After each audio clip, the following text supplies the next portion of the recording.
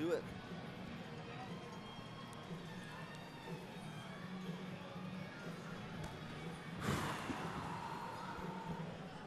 So much for a national anthem at 6:58.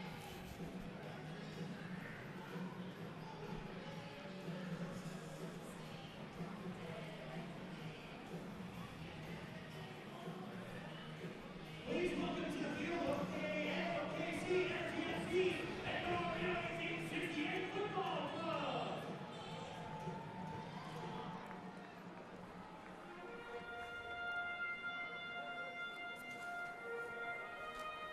Accompanying both teams' starting players to the pitch are our Reno 1868 FC fans.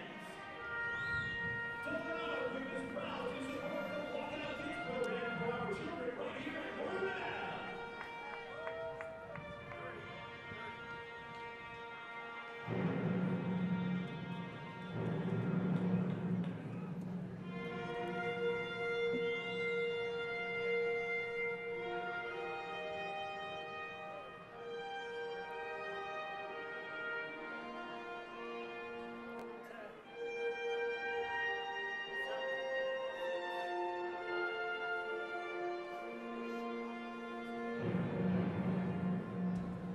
It's been a magical season for Reno 1868 in their inaugural year. A chance tonight to clinch a spot in the United Soccer League playoffs as they take on the OKC Energy. Hey everybody, alongside Colin Tabor, I am Alex Margulies. Looking forward to this one here tonight. Reno coming in with 14 wins. And Colin, let's dive right into the key players of the match tonight. For Oklahoma City, we're talking about a goalkeeper, and Corey Lorendi, who has been outstanding this year. Yeah, Lorendi with 7 clean sheets this season. He'll be looking to add on to that tonight, make it 8 against a red-hot fire Reno attack. Chris Weehan on the other side of the pitch for Reno 1868 has been phenomenal for them. 9 assists, 5 goals in his rookie year. There's a shot of Lorendi, the Florida native. We'll come back with our starting lineups and kickoff from Greater Nevada Field.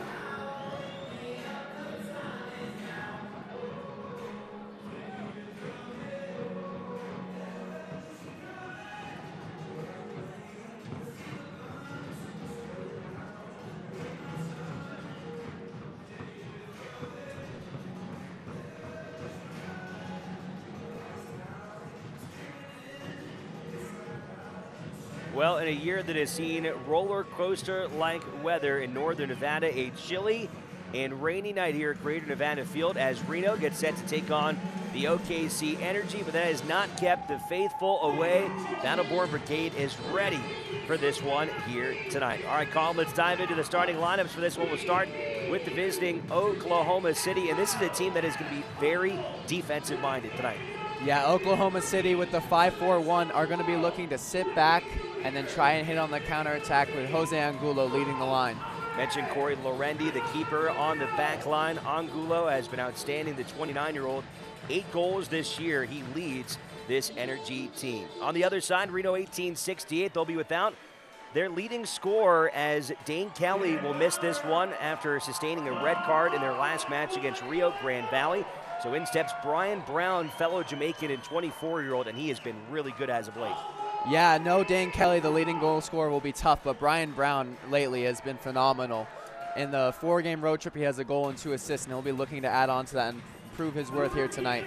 We'll be paired up top with Antoine Opino, who has been a capable goal scorer as well with 9 on this season. Let's take a look at our coaches in this matchup tonight for Oklahoma City.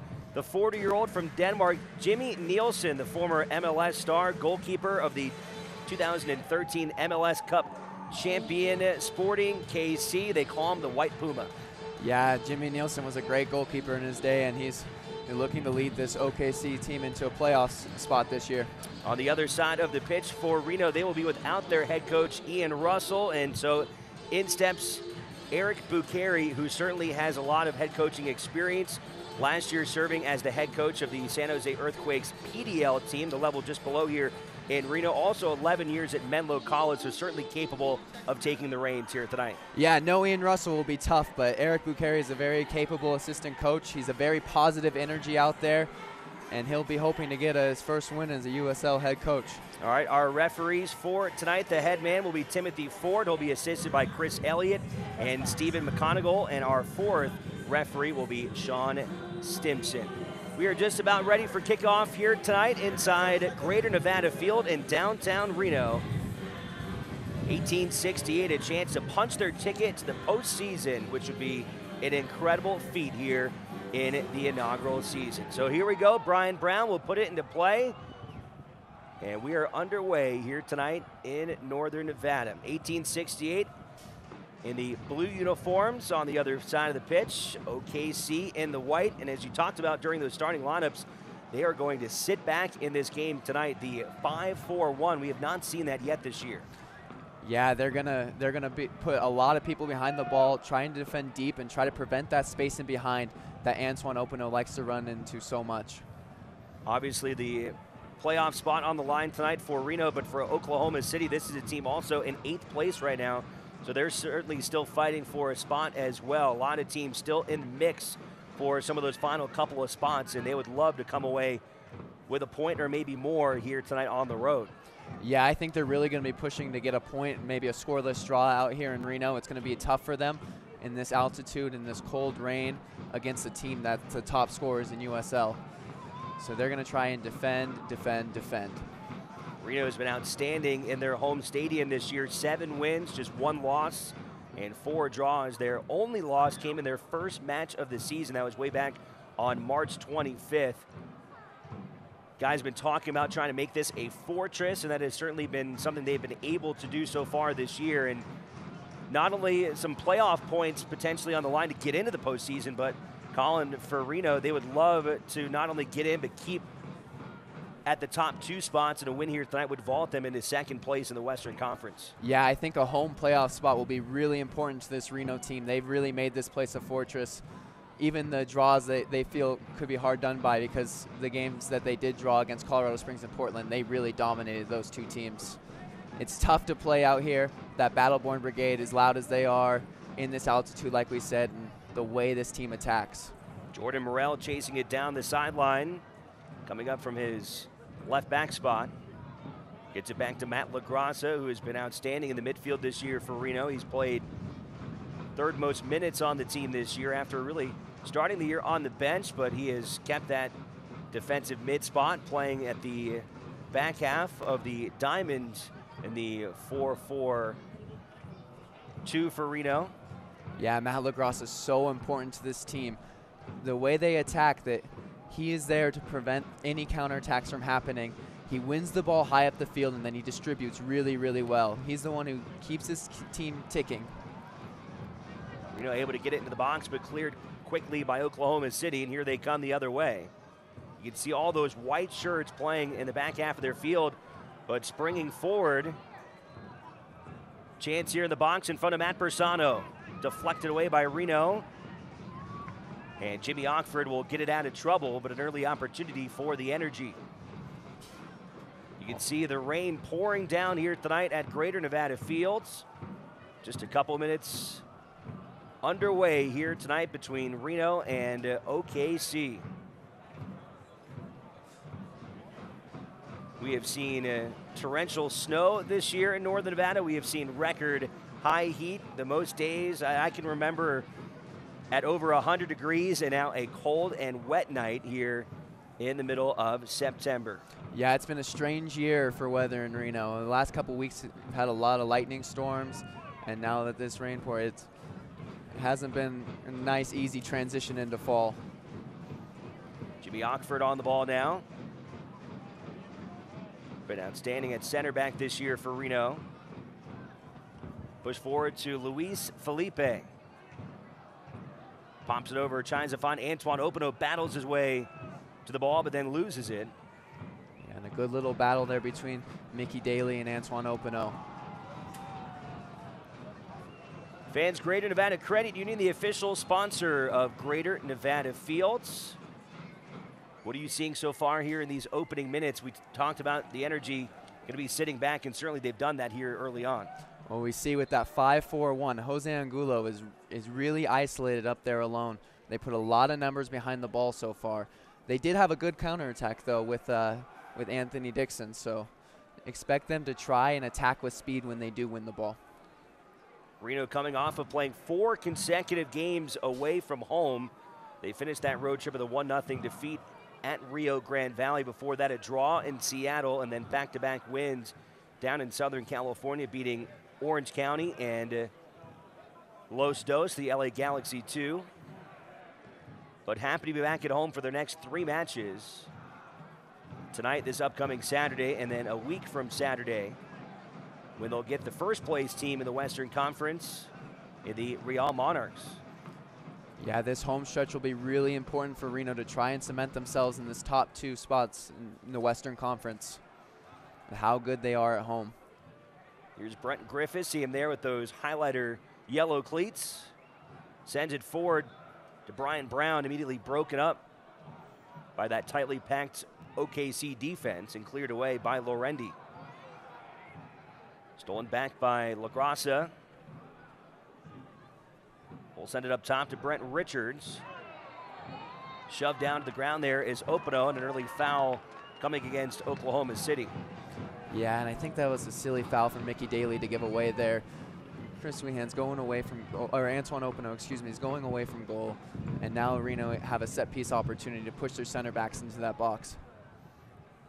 They'll send Chris Weehan on the ball. He has been one of the best chance creators in the United Soccer League this year.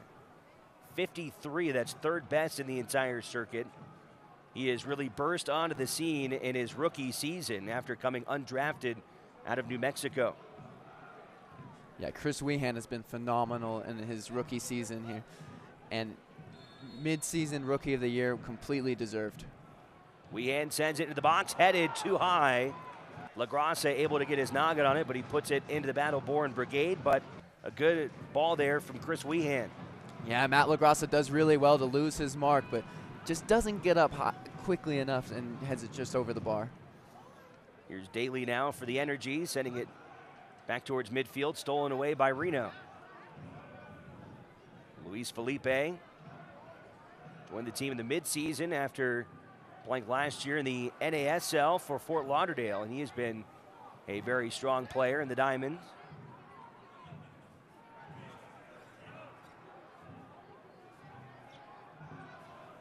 A little over 7 minutes underway here tonight in downtown Reno as the rain continues to come in cold sheets. Not going to be a comfortable environment for either of these teams here this evening. No, definitely not. It's a cold night here in Reno, but I think Reno just need to show some patience out here to break down this tight OKC defense. Oh, and here's a great run there from Brian Brown into the channel. Good pass from Richards to get it to Brown. Making his 6th start of the year. Getting the opportunity with Dane Kelly having been red carded last week. Morel's pass stolen away, and here comes the Energy. Sent forward by Richard Dixon. LaGrasse is there to take it away. Yet another interception for Matt LaGrasse. He's so crucial in keeping the ball in the opponent's half with the way he intercepts and tackles the ball. Fans, you can stay up to date on the latest USL news and information from around the league. Tune into USL Coast to Coast with Mike Watts Mondays at 9 p.m. Eastern on Sirius XM FC, Channel 85. Also, don't forget Sirius XM FC will air the USL Game of the Week. Please check uslsoccer.com for dates and times. Jordan Morel sends it forward, tries to find Weehan. He'll get Opano instead. Antoine tries to find Morel back in the center, and it's knocked away, but that will earn an early corner kick for Reno 1868. Yeah, and that was a smart inside run there from Jordan Morel. He recognized that Opano came out wide, and they knew he needed someone to find across to, so he makes that run inside. Deflected away by Sam Fink, and so Weehan from the left corner will try to give Reno the early advantage.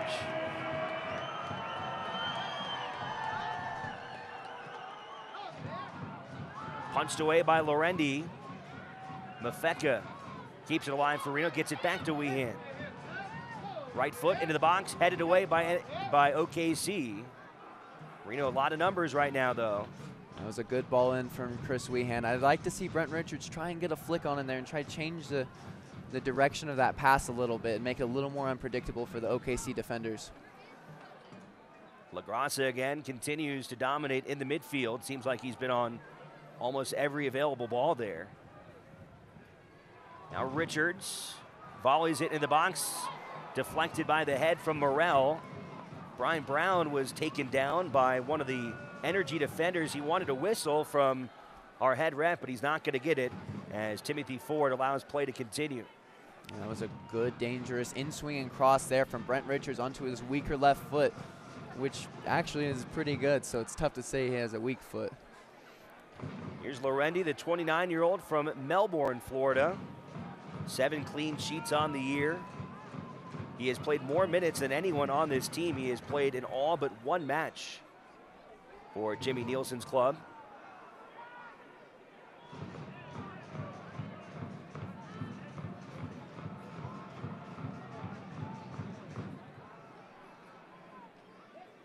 The other side, Matt Bersana will pick it up and roll it over to Jimmy Ockford.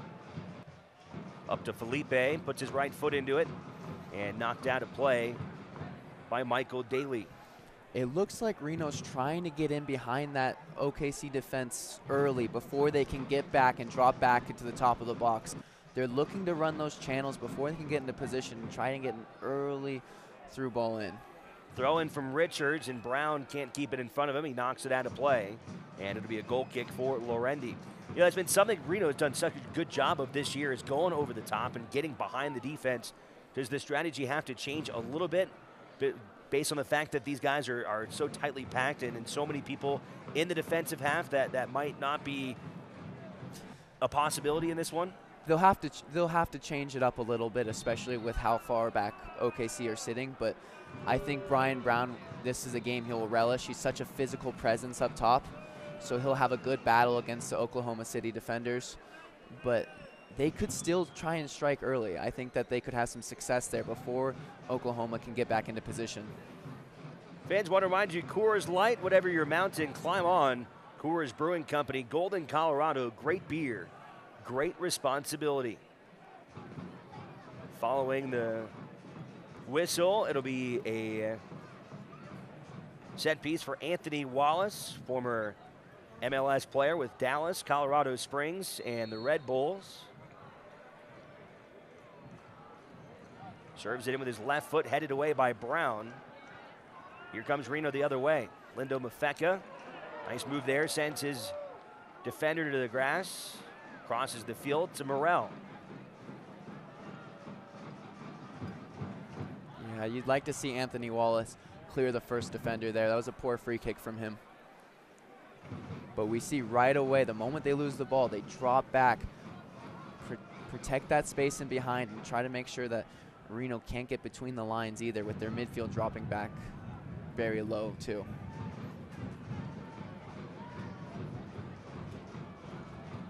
Griffiths tries to serve it into the box, knocked away by Daly. Reno, who has kept possession for almost this entire match so far, continues to keep the ball.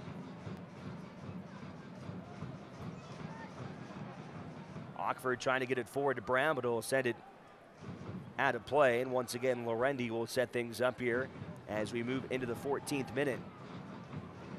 When you play in this kind of condition with this sheets of rain and it's cold, what changes does that make for guys on the field? Well, I think with a wet surface, the ball tends to skip a lot more, so these long balls over the top wouldn't quite work so well anyway. So, I mean, it's the cold, it definitely affects them. So they'll just want to keep moving, try to keep the ball on the ground. I think that's the most important thing.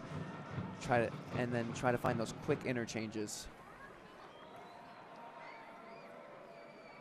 Oklahoma City able to get in the box, but easy for Bersano to pick it up, the 24-year-old from Arizona. Been outstanding this season in an 1868 uniform. 8 clean sheets. Good for 4th best in the United Soccer League. Yeah, Matt Bersano's been incredible. Not just his saves, but his leadership in the back, his ability with his feet. Defenders know they can pass it back to him and trust that he'll make the right decision with it. He's been very good for this Reno team. Bersano, 22 goals allowed in 18 games. He was signed by Reno's parent club, the Earthquakes, back on March 13th of this year, and has been a solid presence in goal for this team in their inaugural season. Jimmy Ockford will escort that one out of bounds, and Bersano will tee it up here.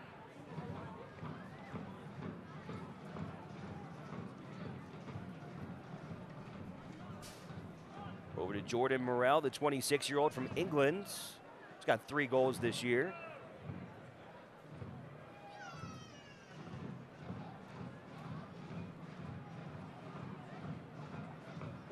Hernandez, a little touch pass for Opano.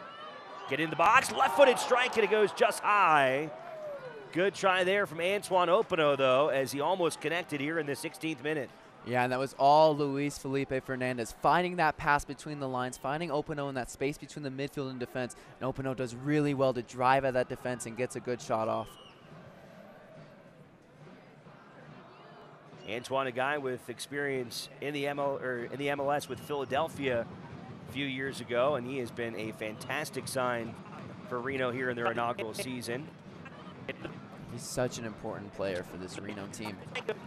We talk about how Dane Kelly gets the plaudits for his goals, but Antoine Opano, both goals and assists and just general work rate, it's been so good this season, and he's won a ton of penalties too, with just how dangerous he is on the ball. Yeah, he's earned 5 penalties for Reno this year, which is incredible. And, you know, when you have a guy like Dane Kelly who scored 16 goals, you would think it would be an easy assumption that he's the MVP of this team. But you could really go down the line to 2 or 3 or 4 different guys that would have to be in that conversation. Yeah, and that's not taking anything away from Dane Kelly either, though. He is also so important to this team, and I think we've run out of superlatives this season to describe what a talent he is. But, yeah, it's not just Dane Kelly. It's Chris Wehan, it's Antoine Opano, it's Matt LaGrassa. It's really the whole team. They really are a sum of their parts. Anthony Wallace from the corner.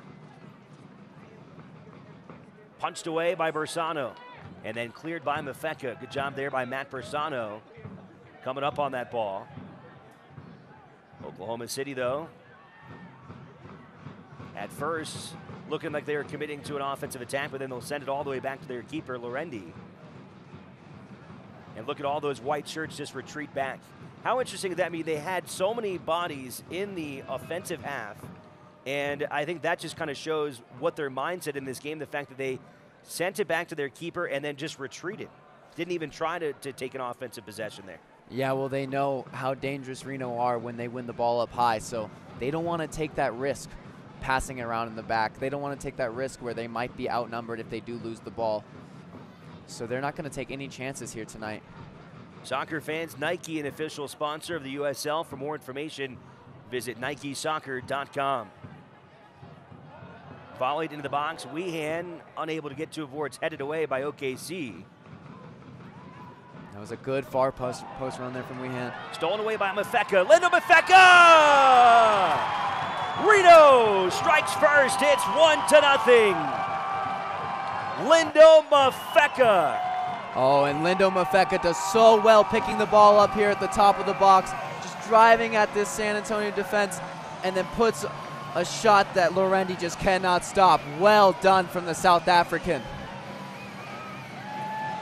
Gets across the box and blasts it off the arms of Lorendi. And that's the first goal that Reno has scored against OKC this year. Mafeka, drafted this year, 28th overall by San Jose.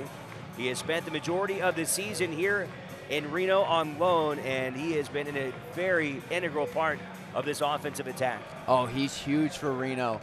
Him in that number 10 position, he wins the ball really high up, and then he can make things happen. As we see there in that goal, he does so well just to drive at them and puts an unstoppable shot there.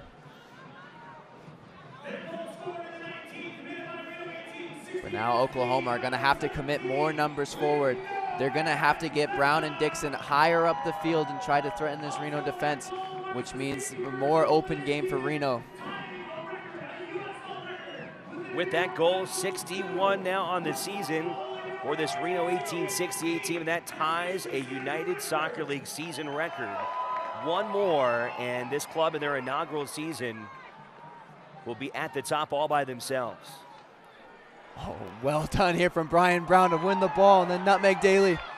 Brown puts his left foot on it. Lorendi able to come up with it, but a good effort there by Brown, putting a lot of pressure on this OKC defense. Yeah, he puts so much pressure on them when he runs it. We saw in the goal against San Antonio where he ran at Restrepo and forced the mistake. And he tries to find Openo on that near post, but just not quite there, and Lorendi's able to gobble it up. Broadcast tonight brought to you by Coors Light. The bigger the mountain, the better the reward. Whatever your mountain, climb on. Coors Brewing Company, Golden, Colorado. Great beer, great responsibility. Brenton Griffiths will send it forward, trying to find Weehan. Goes over his head, and a throw-in coming up for the Energy. Oh, and look how much energy this Reno team has responded after going up 1-0. They want more tonight. They want to break that USL record.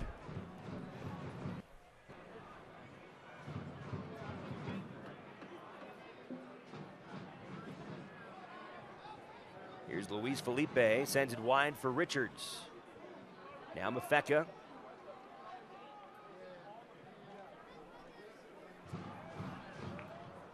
Griffiths will send it out of play again. All right, as I mentioned, a lot at stake here tonight for Reno. Not only a chance to get into the playoffs, but give them a stronger possibility of coming away with a second place finish in this Western Conference, or who knows? I mean, it's not out of the realm of possibility for this team to climb all the way to the first by the time this season is said and done, especially when they've got an opportunity next weekend against the Monarchs. Yeah, I think Royal Monarchs are going to be real nervous about their game on September 30th here in Reno. Reno's putting a lot of pressure on them and trying to push for that first place spot. For Reno, getting a top 2 position means a lot, because it means not only you get to host potentially in the first round of the playoffs, but you're guaranteed, if you advance then, to host your first 2 games in the postseason. And we all know how great this team has been here at Greater Nevada Field. Yeah, with only 1 loss this season at Greater Nevada Field, and that was in the very first game of the season when this team was experiencing a lot of growing pains. First year as a team, they've shown that they can make this place really a fortress, and those home games will be crucial for them in the playoffs. Here's Chris Weehan. Oh, what a ball there from Chris Weehan to find Openo. Openo keeping it alive, back to Weehan, right-footed strike, and it's saved. Oh, what a save by Lorendi. And that was a magnificent exchange there between Antoine Openo and Chris Weehan to find each other.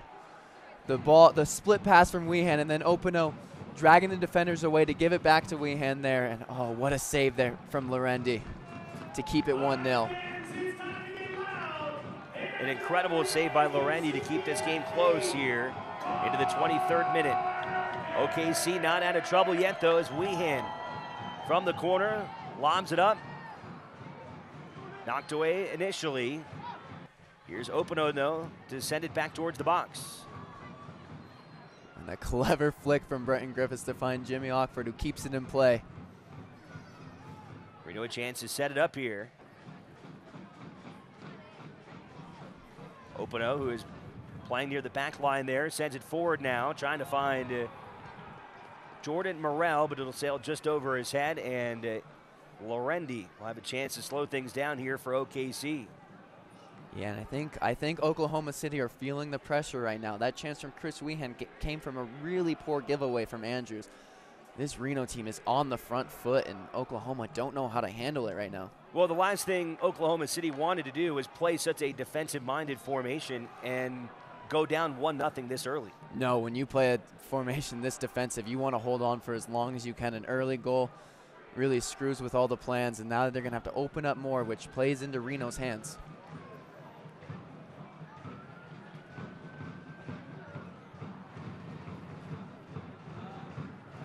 Now down 1-0, you imagine their strategy has to change at this point, though, right? Yeah, they'll definitely have to change. They also will remember that there's still a lot to play. They're not going to commit too many numbers forward yet. They're just going to try and grab a footing on this game, see if they can get a little bit of sustained possession and get a couple chances. Try to slow down this Reno press, which I think they've really struggled with in these opening 25 minutes. Richard Dixon tries to get it into the middle of the box, stolen away by Griffiths. Little touch there from Brown. Openo giving pressure, but it's cleared away by Lorendi. Matt LaGrassa's there again, just winning the ball. He keeps the ball in their half. He's always in the right spot. Ockford over the Griffiths. Talk so much about Reno's forward players, guys like Openo and Wehan and Kelly and all these guys, but Reno's back four this year has been superb as well, and really a big reason early in the season when this team struggled is because they had so many injuries to their back four, but once that was solidified, you really saw the run start for this team. Yeah, I think once the back four really started to gel, Jordan Morel, Brenton Griffiths, Jimmy Ockford, and then Brent Richards, once they started to connect more as teammates, I think Reno saw a lot less goals being conceded, and I think they've done a fantastic job both offensively and defensively this season.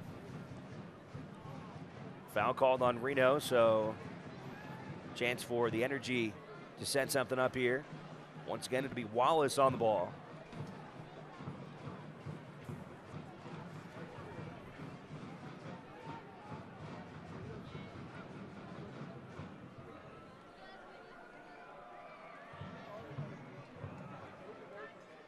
Puts his left foot into it.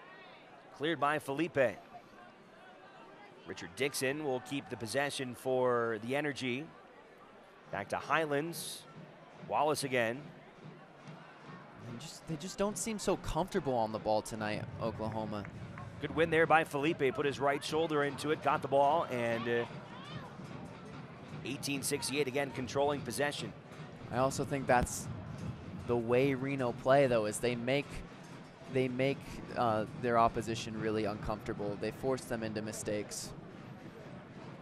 Fans of USL, one of the most prominent second division professional leagues in the world, featuring some of the game's top talent and rising stars. Stay up to date with all the latest league news and information by visiting uslsoccer.com and follow them on Twitter @USL. Alongside Colin Tabor, Alex Margulies here tonight in downtown Reno. Glad you could make our broadcast, whether it's online through the USL website or ESPN3 tonight, and here locally on the airwaves on My21 TV. I think Reno are really trying to exploit the space between the outside center back and then the higher forward wing back. Brian Brown and Antoine Openo are really trying to run the channels, make those diagonal runs into the corner, because I think they recognize that there's space there. Pressure on Bersano that time, so he cleared it away with his right foot. Good exchange there from Oklahoma. Just lacking the final ball, though. Reno able to clear it there off of Wallace, and so a goal kick coming now for Bersano. Look at the Reno bench, and Eric Bucheri, mentioned during the pregame, getting a chance to fill in and lead the team here tonight. Yeah. He'll have to be really happy with the way Reno's come out in these opening 30 minutes. I imagine Ian Russell up in the stands is really happy too. Well, 1-0 lead for 1868 after the goal by Lindo Mafeka.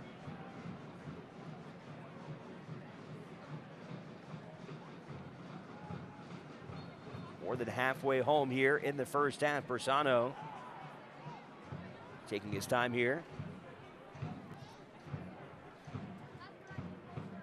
I know last year with the Seattle Sounders organization, but came over, as I mentioned earlier, to the Earthquakes and eventually down here to Reno. So it was last touched by Reno that time, so a quick throw in from Highlands. Energy showing a little bit more aggressiveness now here. Dixon. And that was a good ball, diagonal ball there from Guzman to find Dixon in some space.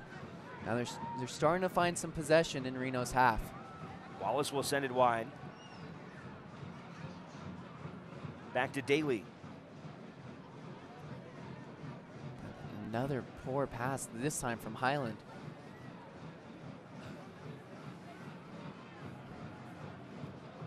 Matt LaGrassa really has been everywhere today. Winning the ball back, hasn't put a foot wrong on the ball. He's been great so far today. Down to Jordan Morrell coming up from his left back spot. Gets to LaGrassa.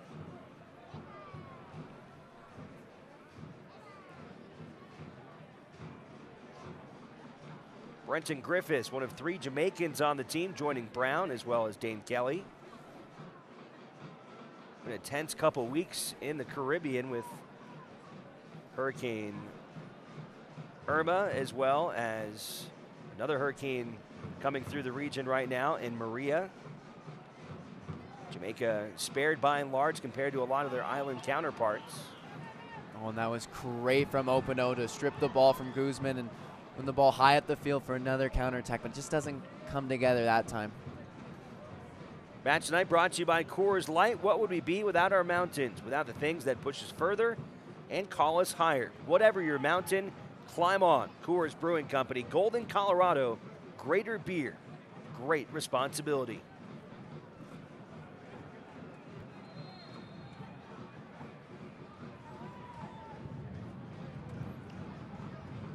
Looks like Andrew's ball out there was judged to be out of bounds, so a throw in for Reno.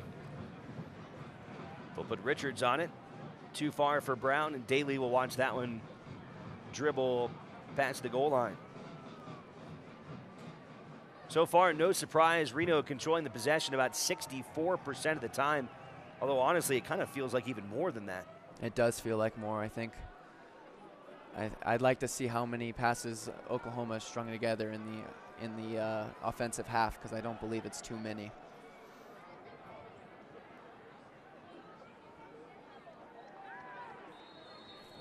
Whistle comes here as a collision between Mafeka and Guzman. Take another look. Not sure what Mafeka did there, but it will draw the whistle from our head ref, Timothy Ford. Yeah, I think the ref decided that with Lindo Mafeka not jumping up with him, he kind of undercut him a little bit. And so Anthony Wallace will have another free kick opportunity from deep.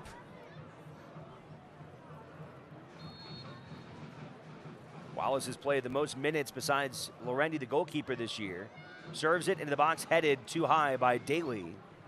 And Reno continues to hold their 1-0 advantage here as we tick in about the final 15 minutes here of the first half, if you include stoppage. Opano headed back to Mafeka. 3 goals and 2 assists now in the year for the South African-born midfielder. Played collegiately at South Florida before being taken 28th overall in the MLS draft. Oh, and here's a good run from Dixon. Keeps it in play. Not a great pass, though, and Griffiths will get it out of the box. And that's going to draw a whistle there as Daly knocked down from behind, but Brown was fouled, I believe, by Daly. Let's take another look. Yeah, Daly just comes into the back of Brown there. I wouldn't be surprised if the ref pulls out a yellow card for him, along with the Oklahoma City player who tripped the referee himself when he came to call that one. So a discussion here between Ford and Daly, the 30-year-old from Sonoma, California. Not terribly far from here, just north of the San Francisco Bay Area in the Napa Valley region. Maybe about a 4 hours drive from northern Nevada.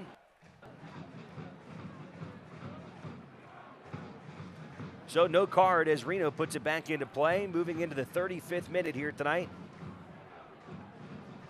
Reno a win tonight, and they will punch their ticket to the United Soccer League playoffs. Good ball there by Felipe, and Lorendi able to beat Openo to the ball. And tight play there as Lorendi is slow to get up. And that was a great ball there from Matt LaGrassa to find Luis Felipe there on the split pass between the lines. And he's able to find Openo through on goal. They're looking really dangerous between the lines with their passing. Matt LaGrassa and Luis Felipe there. Well, that's been an area that Reno's been so strong this year, isn't it? In that midfield area. And really, when you look at the formation with Reno having the diamonds, a lot of your focus wants to be in that area, right? Absolutely. With the diamond, there's so much depth in midfield, so you can find those passes between the lines to split the midfield and then turn and be through into the attacking phase. So they do such a good job of that. Some agony here from some Energy players as Cody Andrews, who slid in and tried to prevent the goal from Openo. He and his goalkeeper, Corey Lorendi, colliding there. I'll tell you what, Andrews was close to clipping Openo. And we've talked about so many times how many penalties he's been able to draw. It was awfully close to that happening again in that situation. Yeah, and Lorendi spilled that ball, I think, because of the contact from his own defender there. And Openo looked like he was about to sneak a goal there, or at least a penalty. But here's another look. You see the collision there, and yeah, it doesn't look good. Both guys are very slow to get up here. Yeah, but Daly does well to cover for that, and we'll see what happens here.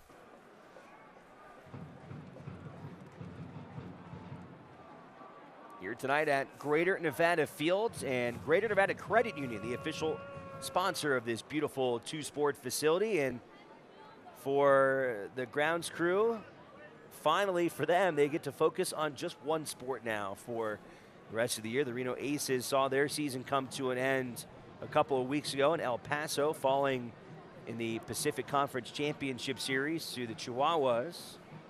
And good season by the Aces, a great year, got into the postseason, but their run ended there, and now it is solely the home of Reno 1868, which would be nice for Joe Hill and his crew to be able to leave at a soccer pitch here now for the next month or two, depending on how much longer Reno's season goes. Yeah, I think the hard part's over for Joe Hill and the rest of his grounds crew. No more transitions, ripping off the sod that's covering the infield and getting it ready for baseball. But this does not look good for Cody Lorendi. We see CJ Cochran getting ready to get in there. Lorendi's struggling after that collision. Has to be helped up by a couple members of the Energy bench. And even still, Andrews as well, he has to be helped off. So a rough play there for the Energy, as it looks like they're going to lose not one but two of their players. Lorendi, their star keeper. And you mentioned there's Cochran, the 26-year-old from Alpharetta, Georgia. He's in his second season with OKC. He has had very limited playing time this year. Yeah, no one likes to see 2 Oklahoma players being carried off injured. This is not a good sign for them. And now we see the substitution, CJ Cochran coming in. Cochran has played in 2 matches this year. And of those 2 matches, he does have 1 clean sheet. Oh, and it looks like they're making the double substitution. So 2 subs this early on. Things are not going the way Jimmy Nielsen planned tonight. Well, they will get a more offensive-minded player in Jose Barril, the 25-year-old from Spain. Had a goal in his last match. A fantastic goal. He took the whole Tulsa team on his own and buried it. It was a great goal from Barril. Expect to see it as goal of the week. So the new keeper, and then you imagine maybe a formation change as well?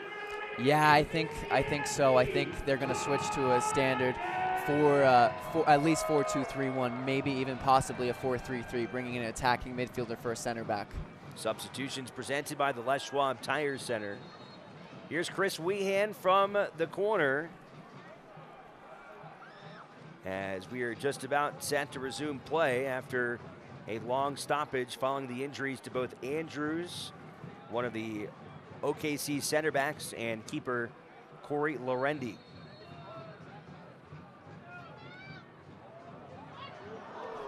Griffiths trying to get his head on it, but Cochran will come up and pull it down. And well done from Cochran, and his right coming onto the field, catches the corner brilliantly, and then sends Angulo through, or excuse me, Anthony Dixon through almost, but Brent Richards intervenes well. Dangerous ball there. Richards doesn't get in front of that ball. That spelled danger for Reno, so good job by Reno's right back to avoid trouble. Yeah, great introduction from the backup goalkeeper so far. Fans, you can stay up to date on the latest USL news and information from around the league. Tune into USL Coast to Coast with Mike Watts, Mondays at 9 p.m. Eastern on Sirius XM FC. That's channel 85. Also, don't forget Sirius XM FC will air the USL Game of the Week. Please check USLsoccer.com for dates and times. Also, soccer fans, Nike, an official sponsor of the USL. For more information, you can visit NikeSoccer.com. What a clever ball there from Matt LaGrassa. Just dinks it into Luis Felipe's path. Imagine a lengthy stoppage time will come after we get to the 45-minute mark. Bafeka gets it to Brown. Good touch there, trying to find Opano, but it's cleared away. Felipe gets it over the head of the keeper and just wide. Opano's got to be careful there. A shove with Cochran. And very quickly, Ford will step in and intervene. Yeah, Opano does so well to just react to that loose ball and just try to chip it over Cochran there, but goes just wide. But I don't know what Cochran's doing there. I think the ref should look back at that, because there's no need for that shove there. Well, it's always hard because they always find the guy who reacts, right? It's never the first guy that lays the first shot. And you can see Cochran there shoving Opano down to the ground. And then so you see here, and that's the right thing to do. It's good to see the referee. He obviously scolded Opano, but then he made sure Cochran as well to say, hey, look, I know what you did here too, pal. Yeah, I think the referee just handled that really well. There's no need for cards, just a talking to, warn them both, and just settle it there. Tell you what, pretty clever play there from Opano. Yeah, you see him just react to that. And just try to get a foot on that while Cochran's rushing out. It was just wide. That would have been a great goal from Opano. Brian Brown tries to hold it up, but a whistle blown will allow the Energy to take possession here at midfield. See the reaction there from Brian Brown. Doesn't understand what exactly he did.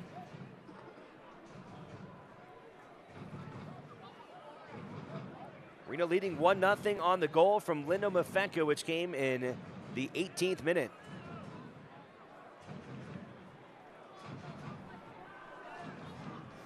Well done from Luis Felipe there to earn the foul. He's just cuts it past Baril, and then Baril gets just a foot on him. So Reno can push their lines forward.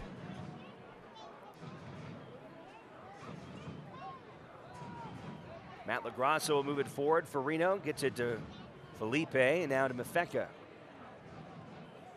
Final couple minutes of regulation here in the first half. There's another great pass between the lines, this time from Lindo Mafeka, but Luis Felipe struggles to control that one. Some numbers coming the other way for the Energy. Guzman, now Richard Dixon, and he had a chance there trying to find Angulo. Good opportunity, though, for the Energy, but they can't complete it. I like the early ball there from Richard Dixon. I think that was a smart play to try and find Angulo on the far post, but it's just a little bit too much for Angulo, and he shows his frustration. Guy who hasn't seen much of the ball tonight. Bersano was about to put it into play for Griffiths, but he was being pressured.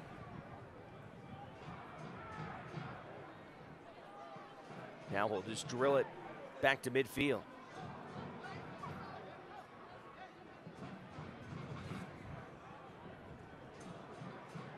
Yeah, and it looks like Oklahoma are starting to press higher up the field. Here's Mafeka trying to find Brown, sliding is Daly to keep it out of trouble. Here's Morel now. Jordan will serve into the box. Good left foot there, almost connecting with Brian Brown, and he is kicking himself there that he was unable to finish. That was a fantastic ball in from Jordan Morel. That was such a good ball in from Jordan Morel. It puts it right in between the two center backs, but Brian Brown's run is just a little too late. Great ball there from Morel. Been a good half for Reno offensively. They've got one goal, and just a couple little adjustments here or there from a couple more here tonight. Yeah, I think they're going to want to push for a second or even third goal, especially with Oklahoma starting to commit some more numbers forward. They don't want to end this 1-0. This is a team that likes to score goals. We were talking about it's going to be a big stoppage after the collision. 5 minutes have been added after that long collision between Andrews and Lorendi. Some bodies here for the Energy. Mafeka gets tied up with Guzman, or excuse me, that's Angulo, and he'll put a left-footed shot that goes too high and wide. And Bersano will have a chance to take his time. I thought that was well done from Angulo, but I'd like to see him try to combine more in the final third. I think he's just trying to do everything himself at this point, and I think that's a sign of frustration there. Bersano will just send it to his right back, Richards. Oh, and Reno deal with that press from Oklahoma so well. Luis Felipe. Back down to Morel. Weehan giving chase. Fink able to beat him to it, though. Gets it back to Cochran.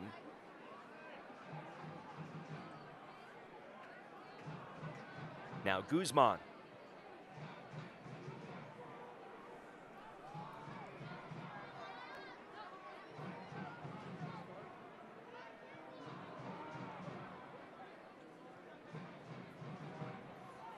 Oklahoma are starting to move the ball a lot better. They're starting to play some passes with the purpose, zipping it along this wet surface.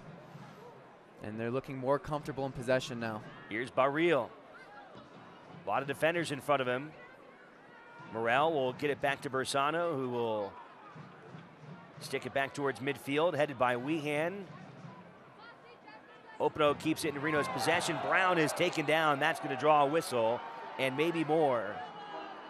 He was looking like he was primed to maybe spring off for a good run there, and he was just barreled down to the grass. Yeah, that was just real late on Brian Brown there. He does so well to skip past the Oklahoma City player. But looks like Highland just takes him out, and I think the ref should be pulling his pocket by now. Have not seen a yellow card yet tonight. Winding down our stoppage time here with Reno still leading 1-0. Reno without their leading scorer, Dane Kelly, and still in command here against OKC.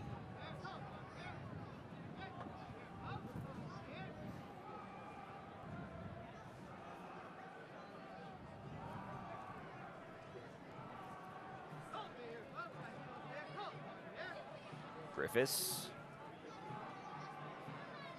Matt LaGrassa. Oh, that's a great pass there from Jimmy Ockford. Brian Brown. Brown makes a move. Can't get past the defender, though. Guzman able to clear it away. That was a good recovery there from Wallace. Brian Brown initially beats him, but he's so quick to get back and block that cross. It'll end up all the way back to Bersano as we count down the final seconds here of the first half. But the confidence of Jimmy Ockford on the ball to find that driven 30-yard pass on the ground to Lindo Mafeka between the lines is why Reno, I think, are so dangerous in attack. Once you split the lines, they are so dangerous that then the defenders have to step to Lindo Mafeka, and then Brian Brown and Openo can run through.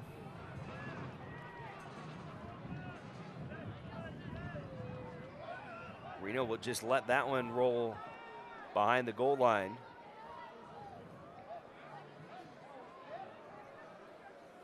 Here's a look at Nielsen from his bench. First half did not go the way he had hoped with such a defensive alignment. Only playing one forward to start the match, and then towards the end of this half, after being down 1-0, losing one of his center backs and his star goalie, Corey Lorendi.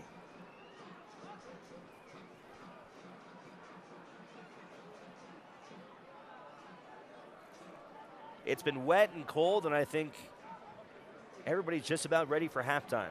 Yeah, I think so. I think they're going to want to get into the locker room, warm up a little bit, dry off for Oklahoma City. They're going to want to come up with a new game plan for the second half. And there's the whistle for the end of the first half. And so Reno 1868, they are 45 minutes there to clinching a spot in the postseason. Lindo Mafeka delivering in the 18th minute with a goal to give them the advantage. We'll come back with some halftime features and more from Greater Nevada Field. Again, our score, 1-0.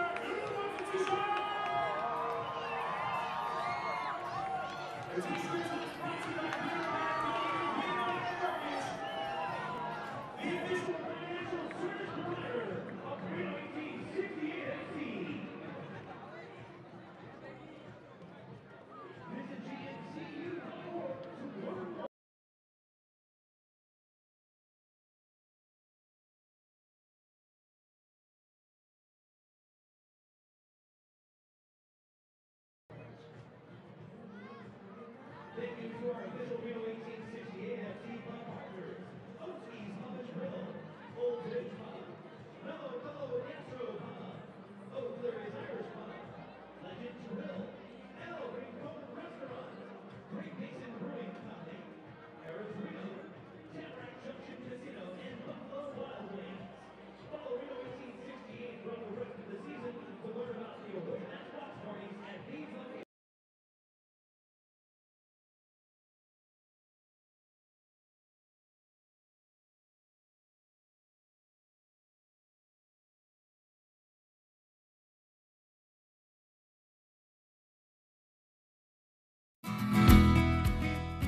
Along the shores of the beautiful Truckee River in Mogul, Nevada, the site of our next Exploring Our Backyard. Hey everybody, Alex Margulies and Brian Samudio.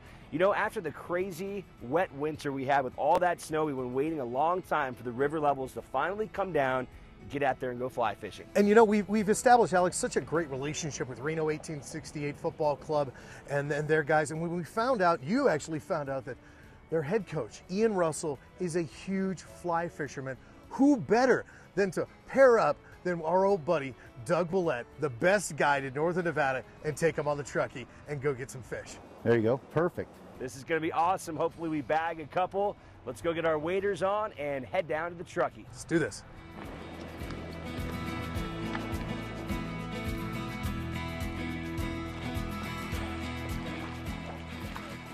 The reason why we chose the spot, it's one of the better sections of the river from Lake Tahoe to Pyramid Lake. There's some nice trophy fishing here. It's convenient for what we're doing, and it has just about all the elements we need. Right now, we're in a deep pool area. We have some pocket water above us, so we can address different types of water while we're here. Very good. I can see why you caught a lot of fish, because you're doing it really good. I'm trying the left-handed one. You're going to go left hand on river left. Could be a blooper. Excellent cast. Excellent. You're better left-handed, sorry to tell you. You're awesome, look at that. Follow it all the way down now.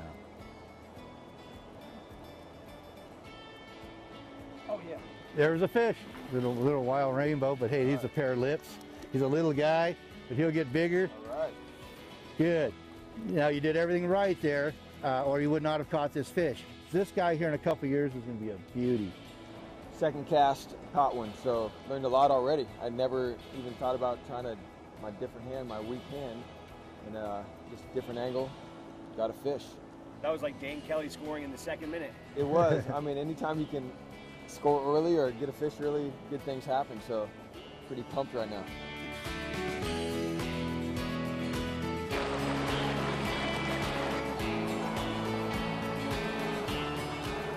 What do you think, Brian? You know, not 10 minutes from downtown. This is awesome. Just being out here is incredible.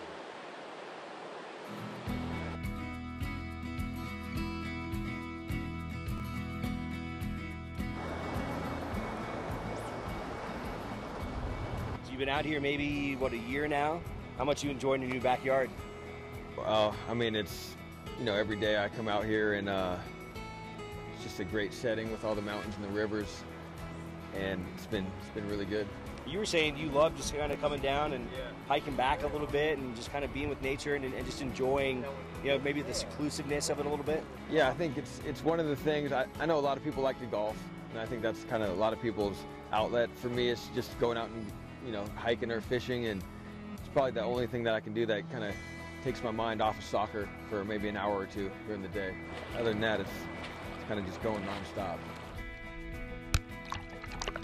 Nice job. Yeah. Woo. Alex. Doug, thanks. Easy. Very well done. Nice. He's a natural. Well, we spent a few hours out here on the Truckee River. Brian and I got a couple strikes, but couldn't quite land a fish today. But you know what? That's why they call it fishing and not catching. Still, a beautiful day out here with some great people. I want to thank Ian Russell from Reno 1868, as well as our professional guide here, Doug Willett of Calvada Fly Fishing, absolute best. You know, being out here on the Truckee River, enjoying the sunshine, the fresh air, another great reminder of why I love my backyard. I'm a retired school psychologist, and helping people was my thing. I was very independent and thought I could take care of myself. I fell and I had to have Meals on Wheels. After my stroke, when Meals on Wheels started, I was on the other end of the stick, so to speak. Meals on Wheels coming to my door as someone who's housebound, having someone check on me, assures me that I'm not forgotten. Meals on Wheels has given me a mode of freedom that I wouldn't have otherwise. We're the clients. We are the clients. We are the clients of Meals on Wheels. America, let's do lunch. 1 in 6 seniors faces the threat of hunger, and millions more live in isolation. Drop off a hot meal and say a quick hello. Volunteer by donating your lunch break at americaletsdolunch.org. They said I have troll teeth. That my voice sounded like a possessed baby doll. That no one would ever love someone as stupid as me. That I was fat, ugly. Disgusting. The effect of bullying is potent. We will no longer be the silent majority. Now, when you see online bullying, there's something you can do about it. We're gonna take action with the I. I am a witness. I am a witness. I am a witness. I am a witness. I am a witness, and so are you.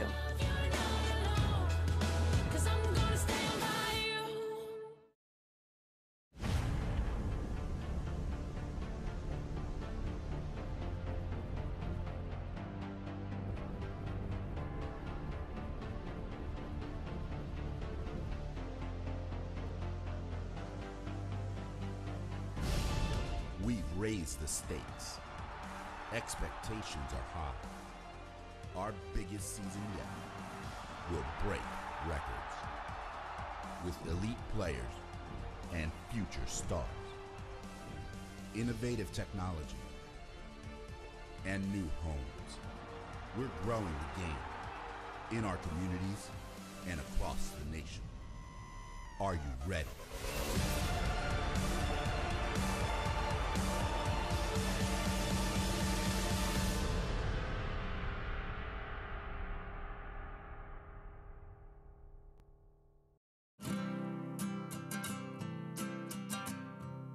Every day across America, excess food is gathered by a network of good people at local food banks, giving hope to millions of children who struggle with hunger.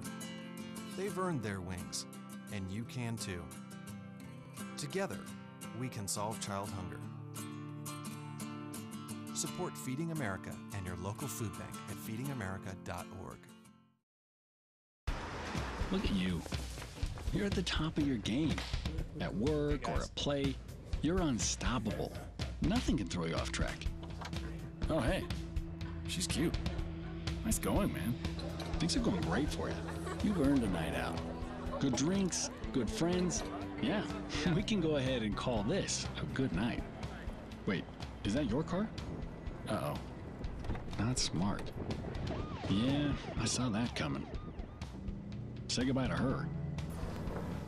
Ouch, that'll hurt your bank account. You're looking at around 10 grand in fines, legal fees, and increased insurance rates. I hope you like eating frozen dinners. Alone. Let's try this again. Smart move. Because buzz driving is drunk driving.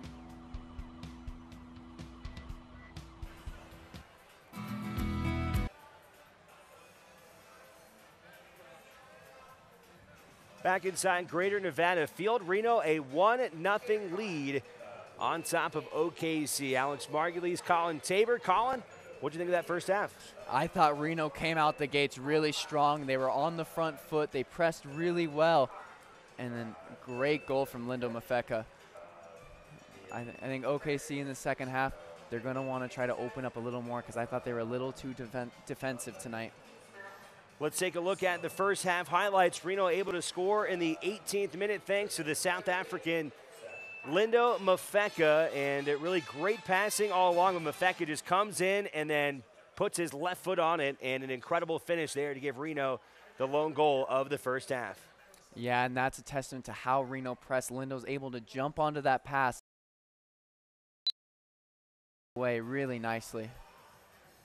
Mafeka, for him, his third goal of the year to go along with 2 assists. Reno had a couple more chances to make it a 2-0 score. Chris Weehan put a great shot on goal there, but Corey Lorendi with a fantastic save. Yeah, and that was a huge save from Lorendi there. You see who gets injured shortly after. Lorendi would collide with one of his center backs, Cody Andrews, as they were threatened by Antoine Opino, and that would cause both to exit the game. A big loss for the Energy. Lorendi has started all but 2 games this year. 60 saves on the season, 7 clean sheets, but he would have to be carried off and replaced by the 26-year-old CJ Cochran. And Cochran would come in and actually start pretty well. So he would be pressured right out of the gates, and look at the job here. Comes up and grabs the ball. He actually had a pretty good outlet pass after that as well, but he was up to the challenge, and it's going to be a stiff challenge for Cochran in the second half as he tries to slow down what is the best scoring attack in the United Soccer League. Yeah, this will be tough for Cochran in the second half. I think Reno are really going to try and push for a second goal. They're not going to be happy with 1-0. They might even want to grab a third, too. 1 goal away from breaking the USL goal record in a season, so expect them to come out the gate strong in the second half, just like they did in the first. So we'll see if Reno in this final 45 minutes, if they're able to not only break that USL record, if they are able to get into the postseason, and a win tonight will put them in second place in the Western Conference, which is exactly where they would love to be in a couple of weeks. And that's huge for this team in their inaugural season, to be in second place this far into the season and push for those home playoff games. If you're Oklahoma City and Jimmy Nielsen here in the second half, obviously you lose your goalkeeper. You've lost one of your center backs. We already saw the change with Jose Barrio coming in. What kind of changes do you expect them to make? I know they're a defensive-minded team no matter what, no matter who they play, but I imagine they're going to have to be a little bit more aggressive than they were in that first half. Yeah, I think we already saw the change from a 5-4-1 into more of a 4-2-3-1, possibly 4-3-3. So I think they're going to want to stick with that. I think they're going to want to play through Barril, who's came on and been pretty electric in his 15 minutes since coming on for Cody Andrews. So I think they're going to want to play a little more open, try to string some passes together in the opposition half, and try to use Jose Angulo a little more, who's been, I think, frustrated in this first half. Just about set for second half play here tonight at Greater Nevada Field. You see the Energy on the right side of the screen in the white uniforms, and Reno in their home blues on the left. Again, Reno is without their leading scorer, Dane Kelly. He was red carded at the end of the match last week against Rio Grande Valley. Also without head coach Ian Russell, but playing very well in that first half and 45 minutes away from clinching a playoff berth. And man, wouldn't that be incredible here in the inaugural season to get into the postseason and not only get in, but be in a spot really that is very advantageous. Yeah, definitely. And in their very first year, Reno are one of the strongest teams in the West, and they're showing it. They're so dangerous in the attack. They're so solid in the back, and they're so formidable at home. They will be a true force this postseason. So they've huddled up and now ready to go here for second half action. It'll be the Energy to start things off and put it in play. You see Opano and Barril come together and greet each other for the start of the second half, and we are back underway here in downtown Reno. Opening possession, kicked out of play, and it'll be an early throw-in for Reno 1868.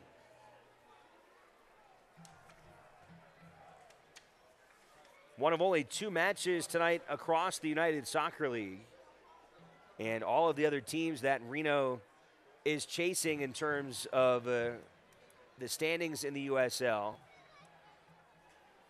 Both Salt Lake, who's in front of them, San Antonio, who right now is in front of them, and then Swope Park, who's just 1 point behind them in 4th place. All of those teams are idle, so a really big opportunity for Reno to strengthen their position in the Western Conference. That was a huge intervention there from Brent Richards. OKC's come out flying this second half. Whistle blown, and Chris Weehan was sprung forward there alongside Antoine Opano. Brian Brown was taken on, but I think Reno would have liked to have seen that one continue. Yeah, that's a strange call not to give advantage there. Chris Weehan is through running at the defenders in an advantageous position, and they call it back on the prior foul. Certainly like to see Opano and Weehan in a 2-on-2 situation. I like my chances with those 2 guys putting a lot of pressure on the back line. Yeah, definitely. They've both been so dangerous this season, and you want to see them running at defenders. Opano, little pass out to Brown, and they're going to pull the flag saying that Brian Brown went offsides. Reno started the night 49 points. The win would get them obviously to 52, which would pull them into a points tie with San Antonio. But they would go ahead of San Antonio because Reno would have 15 wins as opposed to their 14. The tiebreakers in the USL first goes by wins, and then the second differential is the goal difference, which Reno has a huge advantage. They've got the best goal differential in the entire United Soccer League at 29. So in tie-breaking scenarios, as things go forward, Reno's got some things on their resume that makes them very strong. Yeah, San Antonio, unfortunately for Reno, has the head-to-head against them if it were to come to a tiebreaker for that second place spot, because of course the 4-0 win for San Antonio early in the season. But Reno has the advantage over Swope Park Rangers in head-to-head.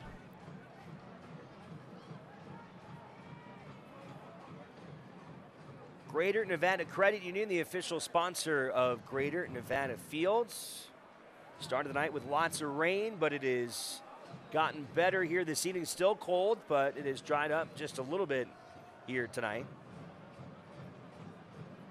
Still an abnormally cold night for this time of year.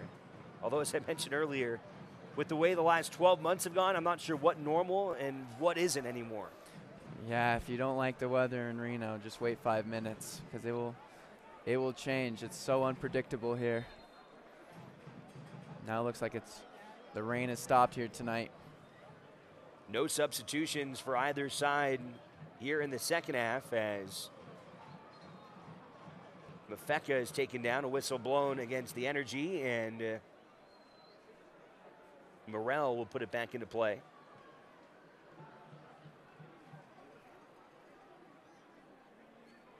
Jimmy Ockford, who had a goal on that 4-game road swing, coming up from his center back spot. Gets it forward for Brian Brown. It was well done from Jimmy Ockford to carry the ball up the field, make people have to commit to him, and then find the pass. Here's a throw in from Kyle Highland, a 26-year-old from Ohio. Great touch there from Mafeka. Mafeka, left foot, and he gets it! Lindo Mafeka, his second goal tonight, and there it is. A record-breaking night in downtown Reno. 1868 now sits at the top, the most goals scored in a single season in United Soccer League history, and tonight it's Lindo Mafeka who buries both. And what a goal there from Lindo Mafeka. Skips past Guzman and just lets it fly from 30 yards out and just smashes it into that bottom corner. There's nothing Cochran can do about that. What a goal from Lindo Mafeka. Lindo has had a bit of a goal drought for Reno, and 2 here tonight to double his season total. And now on the year, 62 goals for Reno. What an incredible accomplishment for an inaugural season for this club to come in here and put together an offensive attack unlike this league has ever seen. What an attack this Reno 1868 team has. Even without Dane Kelly, they're so dangerous. They can just score goals whenever. Nobody can stop them, especially here at Greater Nevada Field. Well, and it's interesting. You see teams come in here and play these defensive formations and just try and sit back. And no matter what you do, we've seen it from even the likes of San Antonio, who's got the best goalkeeper in the entire circuit. Nobody can really slow down this Reno offensive attack most nights. I mean, there have been a couple where they've been shut out or they haven't had it, but by and large, this offense has been an absolute juggernaut. It's important to remember, too, if you sit so far back against this Reno team, they're just going to press you and force you into mistakes. They want you to have the ball deep in your own half because then they're going to win it back and attack quickly.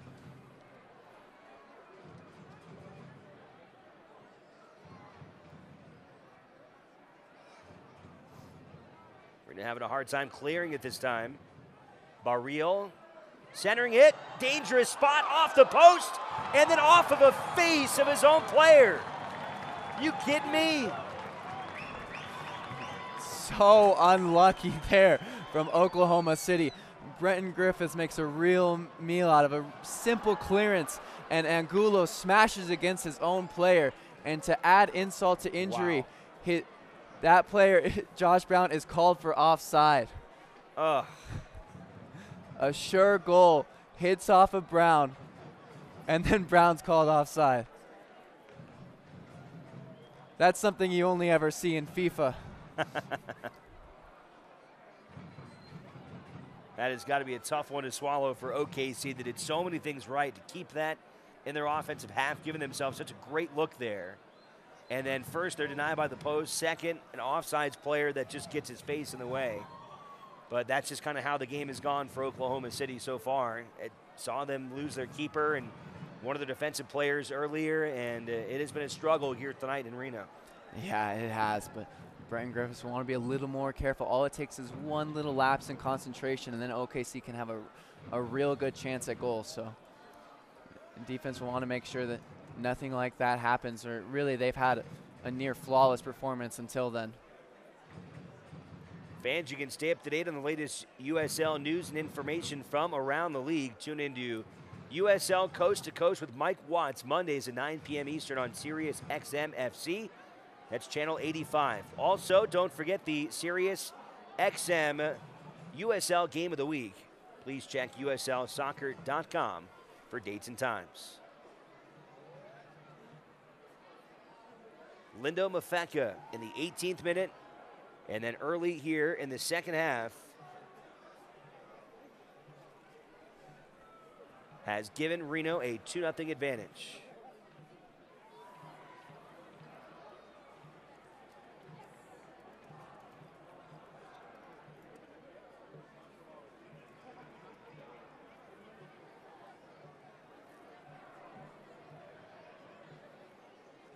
Had a chance to make his debut at the Earthquakes earlier this year. Mafeka played against LA at the very end of a match back on July 1st. He's an exciting young player, certainly a spark plug at the top of the diamonds. And obviously having a great night tonight in the absence of Dane Kelly, maybe getting some more opportunities to strike, and he certainly did here this evening. Yeah, he's such a fantastic player. He's definitely going to be someone that's going to have a real impact in the future for the Quakes. Really such an exciting talent in that number 10 position. So good on the ball, never loses it, transitions really well, and then as we see here, can really is a goal threat.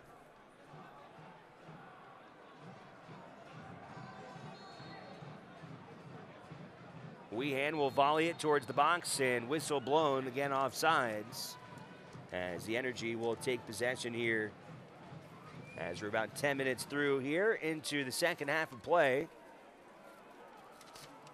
Reno looking to nail down that spot in the playoffs.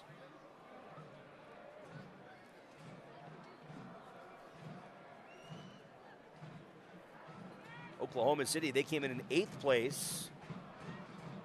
They're trying to stay alive in the Western Conference as well.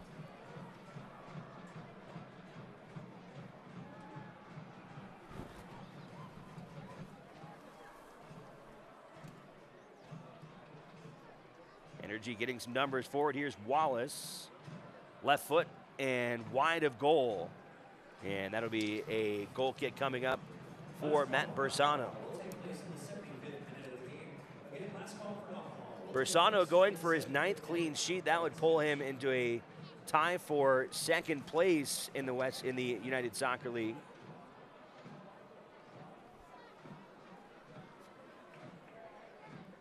Currently, Diego Restrepo, 11 clean sheets for San Antonio. Tomas Gomez, Carl Edwards Jr. tied for 2nd with 9.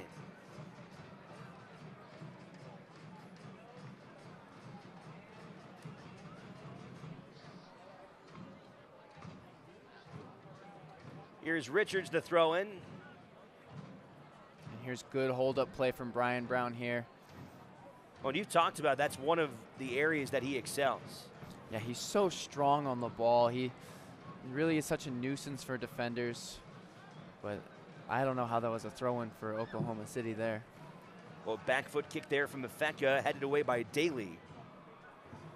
Clear down towards midfield. And throw in coming up for Richards. Coors Light reminds you to celebrate every climb safely. Coors Brewing Company, Golden, Colorado. Great beer, great responsibility. Reno getting set to make a substitution. They'll bring in Seth Kasipley. And he will take over for Luis Felipe. I think Luis Felipe's had a really good game out here tonight. He's been strong on the ball. He's won the ball back well. Great passing. And here comes Seth Kasipley, who's such a technical player. Great passing range, never loses the ball. Really just a great midfielder. How much of a benefit is it to have a technical player like that is such a good passer when you're ahead and just trying to lock down a win at this point? Yeah, when you just want to keep the ball for the rest of the duration of the game, bringing on Seth Kasipley is such a great option to have. Openo able to get past the back line. Centers it. Mafeka miss. Weehan goes off the bar. And that would have been the nail in the coffin. But OKC staying alive as Reno narrowly misses another goal. And what a great late run there from Chris Weehan. Openo does really well to run into that channel that we've been talking about and then play a dangerous low ball across, and Weehan pounces on it, but so unlucky to hit the bar there. By the way, our substitutions tonight brought to you by the Les Schwab Tire Center. Bersano threatened there, some contact there, and that's going to be trouble for OKC. Here comes our head ref racing in, Timothy Ford. And Bersano is livid with that contact. There's got to be some point where the referee pulls out a card tonight. He's been pretty lenient so far, but something like that is just unacceptable. He's never getting to this ball, and he just comes in so late with his studs. You just can't do that. No, you cannot. I'm with you. I'm amazed that that's not resulting in a card right now. Well, and there it finally is. I mean, how can you not give a card? I mean, frankly, is that territory where you could maybe consider a red card? I think a red would be a little harsh at this point, but it's a hard yellow. It is like no doubt a yellow and maybe borderline red, but I think yellow's the right call on that. Ford telling Guzman to beat it, as is Griffiths. Trying to get some control of this match here. There's been a lot of physical play here tonight, and as you mentioned, he has yet to pull out the card, but there's no doubt he had to do it there. Yeah, it's about time this game had a yellow card. There's been a few questionable calls where the ref did not pull out a card, but here he finally has. Soccer fans, Nike, an official sponsor of the USL. For more information, visit NikeSoccer.com.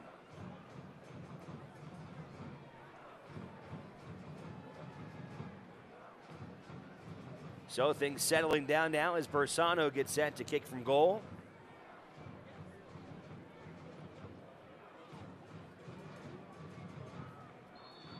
Splitting time back there with Andrew Tarbell at the beginning of the year, but Bersano has been a mainstay for the last couple of months. Tarbell, considering a real big goalkeeping prospect in the game, he has spent majority of the year with the Earthquakes, former first-round pick. He's actually broken in the starting lineup for the Earthquakes. Taking the spot from David Bingham. He's done well. We talked about early in the year that was a possibility. Another run from Reno. Mafeka. Weehan. Mafeka drills it home again. The hat trick for Lindo Mafeka. Lindo Mafeka has been fantastic tonight, and that goal with the hat trick puts an end to really just what a great performance there from Lindo Mafeka. A night to remember for Reno 1868 and for Lindo Mafeka. Yeah, the ball gets caught under his feet, but he does so well to get it out and play the quick 1-2 with Chris Wehan, and then just buries it. 3 shots, 3 goals for Lindo Mafeka. Well, this Greater Nevada field crowd is going wild now. The smoke bombs going off as Reno is running away with this match here tonight, thanks to Lindo Mafeka, who came in with only 2 goals scored all year, and he's got 3 here tonight.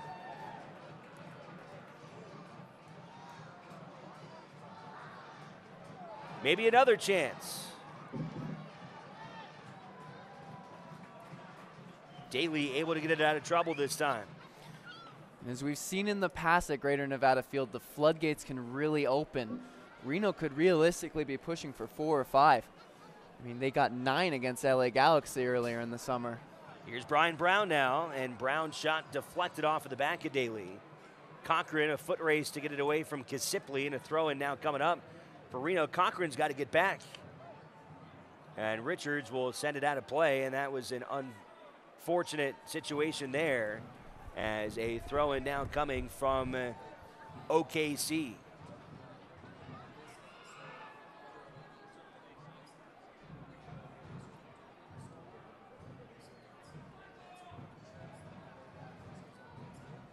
'64th minute now here tonight at Greater Nevada Field, counting down to what looks like is going to be a win for Reno 1868. It'd be hard to imagine any result other than that at this point.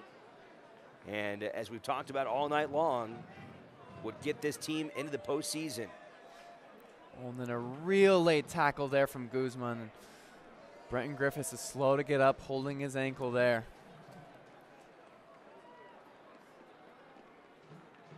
Griffiths being helped up by Morel and LaGrassa. Ford making sure that he's okay.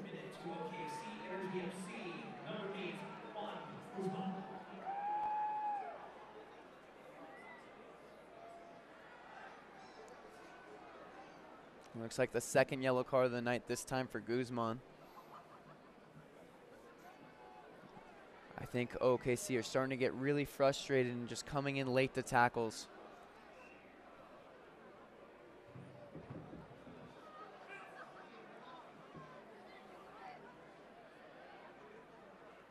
Brown trying to keep it alive on the end line, but taken back by OKC. Remember, earlier in this half, they had an opportunity to get on the scoreboard, but could not finish in front of Bersano. Once denied by the posts, second denied by one of OKC's own teammates getting in the way, and he was offsides anyways, but still a very strange situation. Last call for alcohol will take place in the 75th minute of tonight's match. Last call for Yeah, despite that, other than that one play, Oklahoma City have not had very many chances tonight. I think they haven't been very good in the final third. And their one real chance did come from just a fluffed clearance from Brenton Griffiths.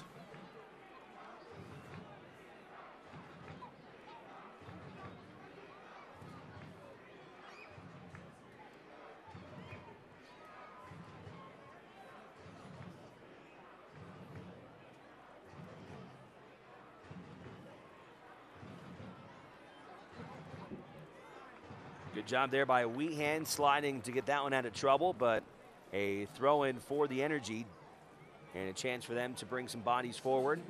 They'll make a substitution, their second of the night.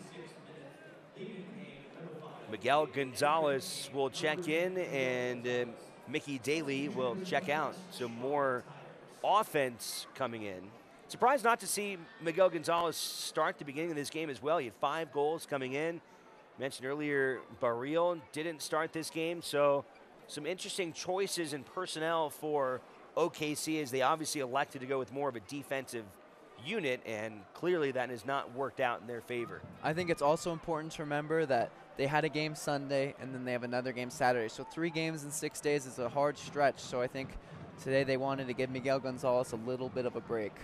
And as much as they would like to get points here and stay in the race, maybe realizing that this was going to be a tough one here tonight. And realistically, if they could come away with a draw, they would be thrilled.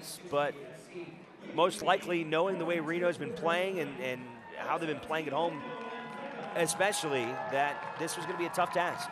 Yeah, definitely. It's always a tough task here at Greater Nevada Field for any away team. It looks like the end of the night for Lindo Mafeka. The standing ovation after just a great performance and the hat trick. He'll be taking the match ball home tonight. He'll have to be really proud with the way he played tonight. He really was excellent. And then another tackle from Matt LaGrassa to spring a counterattack. He's been everywhere tonight. Oh. Seth Kasipli taken back by OKC. That last substitution with Mafeka leaving, again brought to you by our Les Schwab Tire Center. And Darwin Espinal, who has been a nice addition from the midseason, getting a chance to play here in the second half. He had a goal on the road at LA a couple games ago. The 22-year-old has a bright future ahead of him, I think. Yeah, definitely. It was a great curling effort into the far posts from Darwin Espinal against LA Galaxy. He's a very creative player, good on the ball, likes to take people on, has a good shot on him. We hand the clear. A lot of white shirts in Reno's half right now. The shove there from LaGrassa. Pretty ginger fall there, won't get the whistle. Trying to maybe induce a call there and won't get it.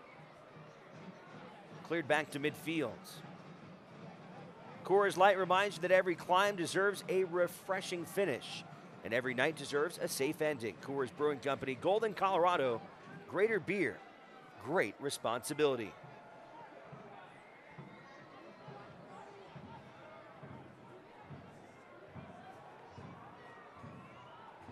Oh, another great job from Matt LaGrassa to break up play there.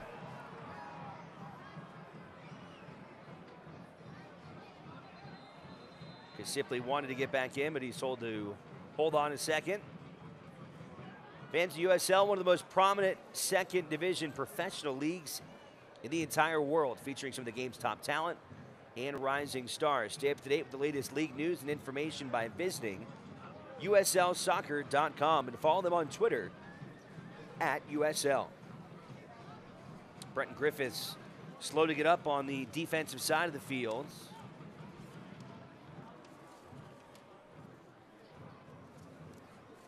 This will be a worry for Reno 1868. Not a lot of defensive reinforcements. There's the option of bringing Matt LaGrassa back into the back four.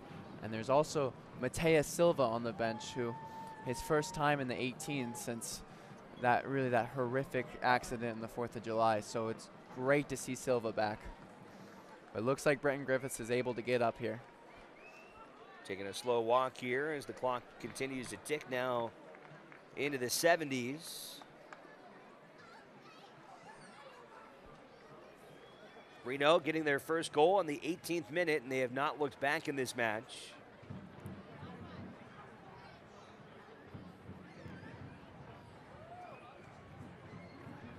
And it looks like Reno will make a sub here for Griffiths, and they're going to bring in Junior Burgos. So maybe exactly what you said will happen with LaGrassa sliding back into the back four, and you'll insert Junior Burgos into the diamonds. Yeah, it looks like Matt LaGrassa will slide in next to Jimmy Ockford as the center back. Seth Kasipli will slide in as the holding midfielder, and then Junior Burgos will play as the 10.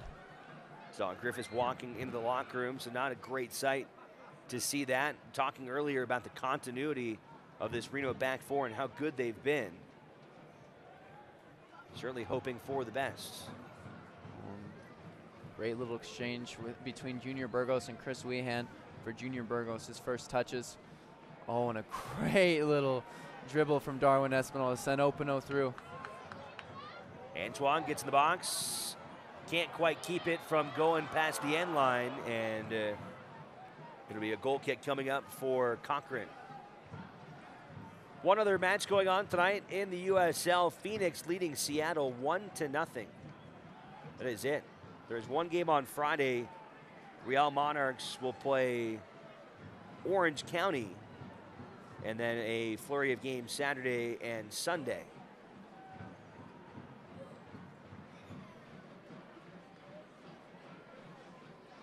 Phoenix also battling for one of the final 4 playoff spots. If they can win today, that would vault them into 5th place. Seattle right now on the outside looking in 11th. Tied for 11th with 31. Cleared out by Ockford that time. Gets it to Espinal. Now forward Burgos. They'll let Openo get up and run for that one, but beat to the ball by Barril. And Cochran will send it wide now to Highlands. Yeah, that was some great passing, and Junior Burgos sent a good through ball, but Barril won that foot race there.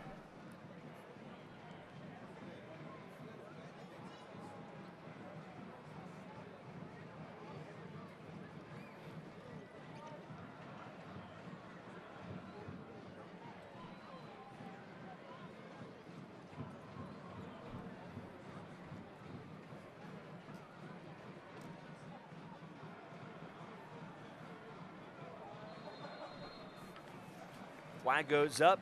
Offsides is OKC, and Reno takes back the possession. Here's a shot of the Battle Born Brigade. It may be cold, it may be wet, but those folks are having an absolute ball tonight. Yeah, they're loving it. A clinched playoff spot in the inaugural year. Nothing like a hat trick to warm the bones of a cold crowd, huh? No, definitely, and there'll be a crazy Wednesday night after this in downtown Reno. Mafaka goals in the 18th minute, the 50th minute, and then in the 62nd minute tonight.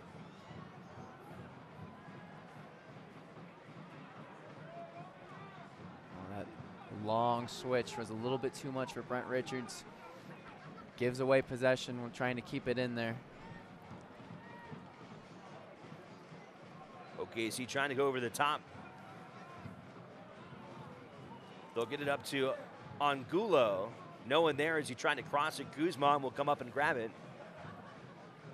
Get some more reinforcements. Oh, good tackle from Seth Kasipli. Pokes it out from Anthony Dixon there. Our match tonight brought to you by Greater Nevada Credit Union, the official sponsor of Greater Nevada Fields. Alongside Colin Tabor, Alex Margulies with you tonight here on My21 TV. We'll return here a few nights from today on Saturday as Reno plays host to Portland for the final time this year. And then a week from Saturday, they'll get the first place team in the West as the Real Monarchs will make their first trip to Greater Nevada Field, and I am already looking forward to that one. I think that's a game everyone's looking forward to. That Real Monarchs team, so talented, but they haven't been to Reno yet. A place that they haven't lost here since March, so everyone's got to be fearful when they look in the calendar and see that they're going to Reno. Reno has lost twice in Salt Lake, but the Monarchs have, we talked about, they have yet to play here. And that's the only team that Reno has proven they can't beat. That's the only club. Reno's been able to beat San Antonio. They've been able to beat Swope Park. They've beaten Sacramento. They've beaten a lot of these other teams that are bunched up with them at the top of the Western Conference, but the Monarchs are still the team that they have not been able to take down. Yeah, that Monarchs team is so talented. And they really are a great team. But I think that second game was a really, really close game. Definitely a lot closer than the first. It could have been a draw if Andrew Tarbell's shot in the end of the game didn't hit the crossbar and instead went in. But I think they're going to want some revenge against Monarchs, this Reno team. Well, and as you mentioned, it's going to be a different ball game playing them here, where no one has had success except for Orange County, and that was on the first match back on March 25th. Reno has been fought to a draw 4 times, but they've come away with 7 wins in 13 matches.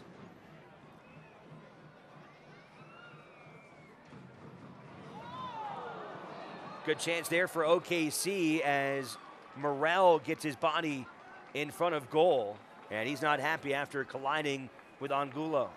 That was such a dangerous cross in from Josh Brown. Matt Bersano's caught, but Jordan Morrell deals with it so well to get it out of there, and in the end, they judged to be a foul from Angulo on Jordan Morrell.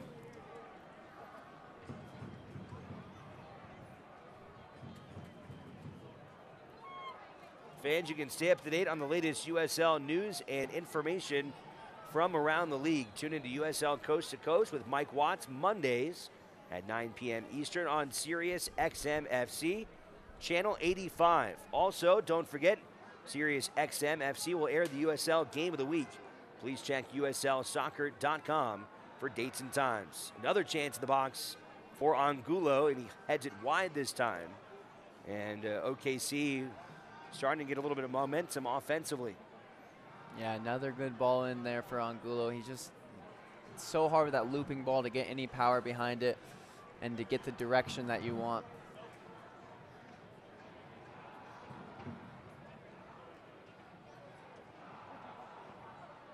Bersano from goal, headed back by OKC and then popped up a mile in the air by Morrell.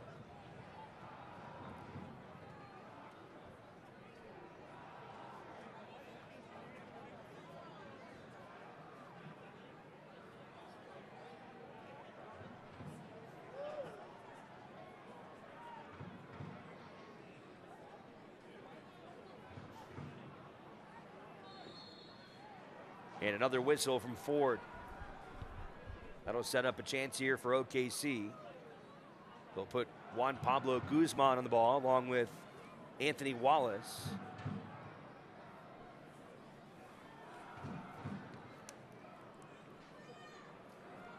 Wallace, the 9th overall pick back in 2007 by FC Dallas.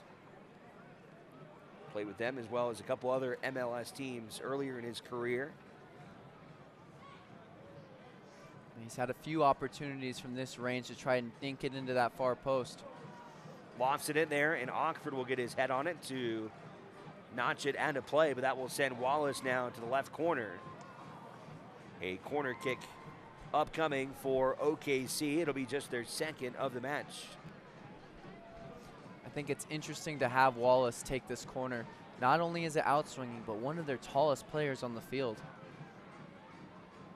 Lobbed into the middle, headed away by Reno, and kicked away. It was Espinal that got on it, and that one will end up at the back half of the Battle-Born Brigade. Yeah, poor shot from Highland there. He saw the space and the opportunity, but just doesn't connect with it right. Skies it over the bar.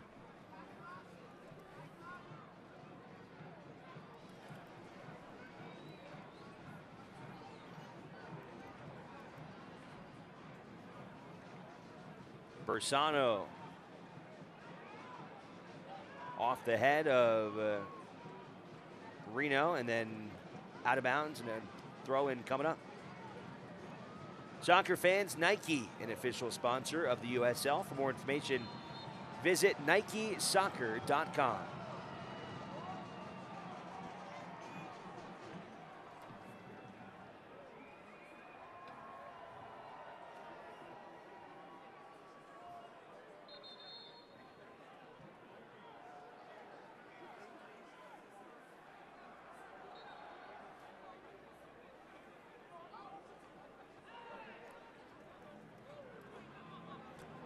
Just a little bit of a heavy touch there from Chris Wehan. An opportunity for another long throw here from Highland.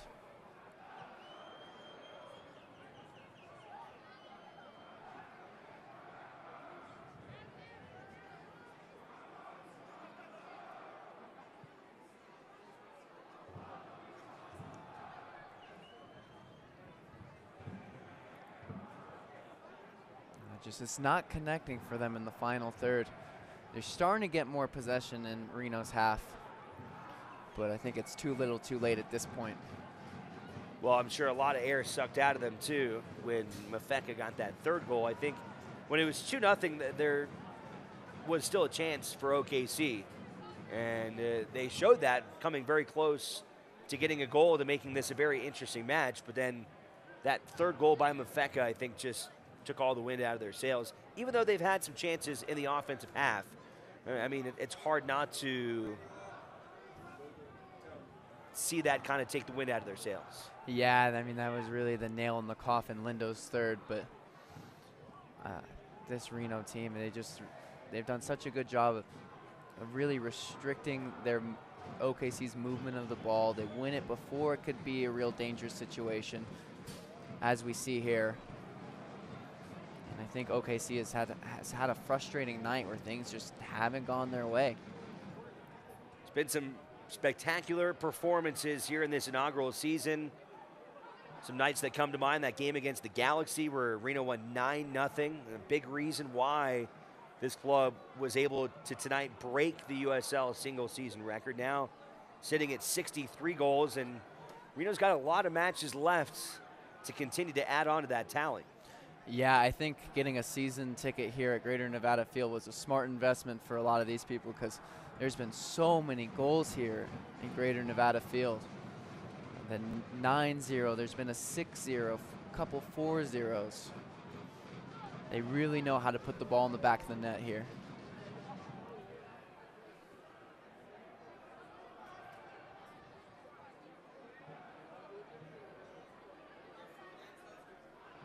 Bersano getting set to tee it up here. 2 games back-to-back at home on this coming Saturday, and as mentioned, the following Saturday, Reno has one more game on the road. They'll head back to Orange County on Saturday, October 7th, and then they'll wrap up the season on Saturday, October 14th, here at home against the Sacramento Republic. Yeah, and that'll be an exciting end of the season against the rival Sacramento Republic. Reno will be hoping to really push for maybe even the Western Conference title at that point. I think the sky's the limit with this team, especially with this home run. Well, you never know. I mean, if Reno can make a run to second or first, obviously, then they'd be in even better position. But depending on how things shake out in other games, maybe some upsets, I mean, it's not out of the realm of possibility that Reno hosts not only 1 or 2 home games, but they could be playing here at home through the duration of the USL postseason. Definitely. I think it's not inconceivable for this team to get 12 more points on these last 4 games. 3 games at home, yes, 1 is against a very good Real Monarchs team, and another one against the Sac Republic team, who also can give them some trouble.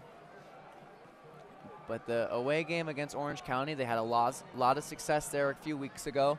Big 3-1 win where they really dominated the game. They could end this 4-game stretch coming up with 12 points. And how incredible that we're talking about this. In a season that started after the first 5 matches, this team was in dead last. It really is remarkable the turnaround this team has had. It's amazing how they've really come together, and they just look so unstoppable, especially at home. You're talking the team's first 7 matches, and after that they came out with no wins, 4 losses, and 3 draws, and yet here they are now today, 5 minutes of regulation time away from moving into second place in a 16-team Western Conference. That is a meteoric rise. Yeah, I think it goes to show that this is a long season, and you can't write anybody off in how they were performing at the beginning, because everything could change, as we've seen. And this Reno team's put together some consistently great performances. Well, I think a lot of credit goes to this club for hanging in there. The coaching staff, Ian Russell and Eric Bucheri and the rest of the guys down there, and for these players that after 7 matches to not let that beginning of the season deter them from what was possible with this team. You know, coming into the year, Ian Russell felt like this was a team that could make the postseason and felt like this could be a good club. And even through those first 7 matches, I think a lot of people still felt like this could happen, and it took some patience. But things finally clicked when they got that big 4-0 win in Phoenix on May 6th. And since then, this club really hasn't looked back. They've had only 2 losses since that day. I mean, you're talking about a span of, what, 4 months? Yeah, that really is insane. And those 2 losses were both red cards that you can look back and say, oh, I'm not so sure about that. Going down to 10 men, especially the Fatai Alashi one against this team right here, Oklahoma City. I think they've done such a good job of not letting their heads drop. You can see even those first 7 matches, the talent was there. It just wasn't clicking. But now that it's clicked, the fans and everyone who's watched this Reno team have been treated as some great performances. And you can see there's a whole team ethos. From the outside looking in, it's probably pretty easy to say, oh, Dane Kelly's their star player. It's a Dane Kelly-led team, and Dane Kelly is a fantastic player, but it's not just Dane Kelly. It's so many other players as we've seen here tonight. And Dane will be looking forward on Saturday, coming back from his suspension and grabbing some goals himself. He wants in on the action too, I'm sure. Jonathan Brown out of Wales will take the kick here as we move towards the 88th minute. Tries to go for a goal, and Bersano knocks it away. Hangs on to the clean sheet. It's a great free kick there from Jonathan Brown. Now cleared away by Ockford. Still not out of trouble. OKC wants to get on the board here. Morrell gets it away. Oh, that's clearance number 3 in 30 seconds for Jimmy Ockford there. He wants to protect this clean sheet. Stolen back by Opino. Morrell sends it to midfield. And out of bounds, the throw-in coming now for the Energy. Oh, and it's a huge save for Matt Bersano on the free kick. He has to dive backwards, almost catches it on the goal line rather, but he gets there and makes a fantastic save.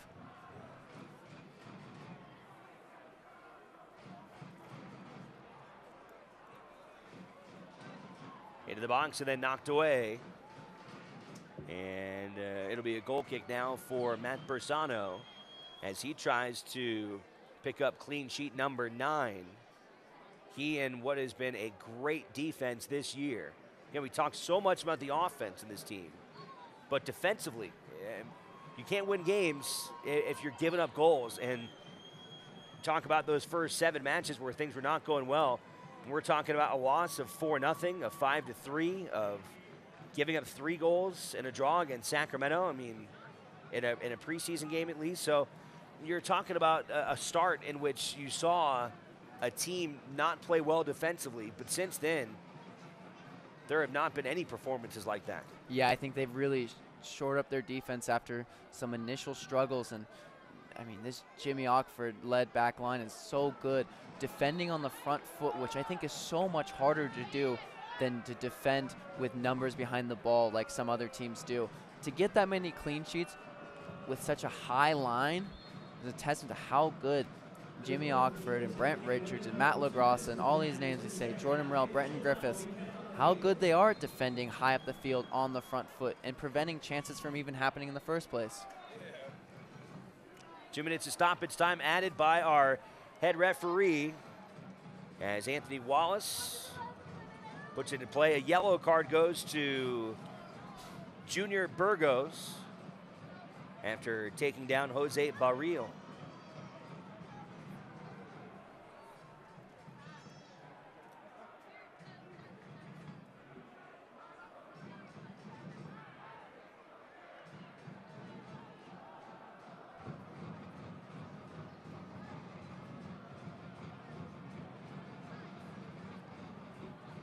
Final couple of minutes here, and Reno is postseason bound.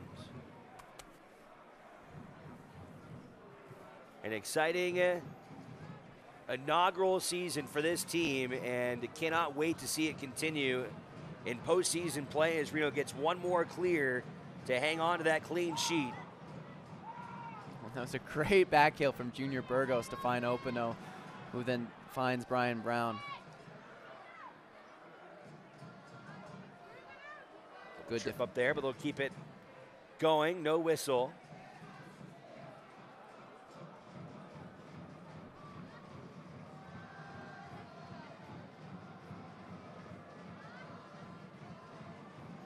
Oh, great anticipation there from Seth Kasipli to read the pass and intervene.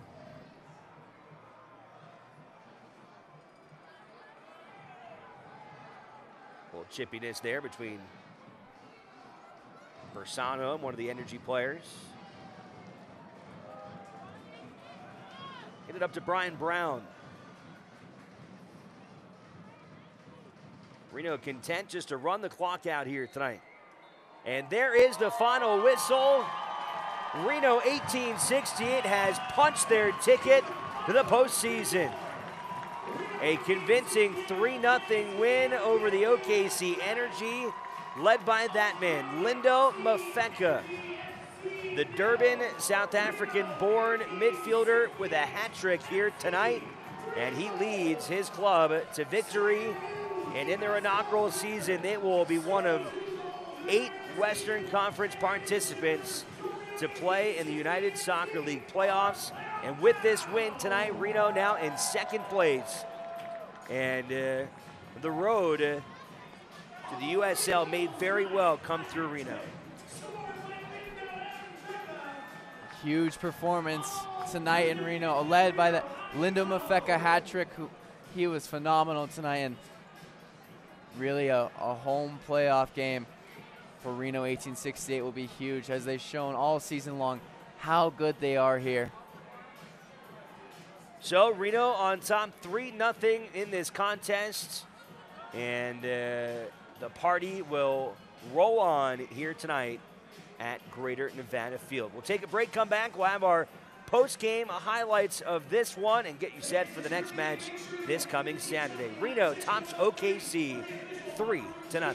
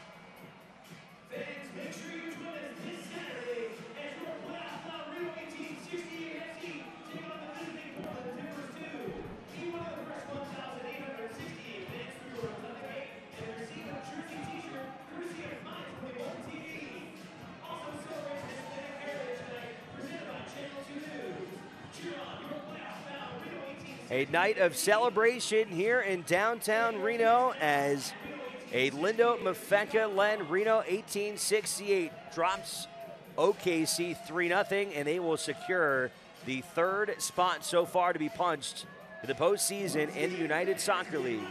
And they do it in convincing fashion, and they continue to absolutely dominate here in their home pitch. 8 wins now out of 13 matches, and they have not lost since all the way back on March 25th.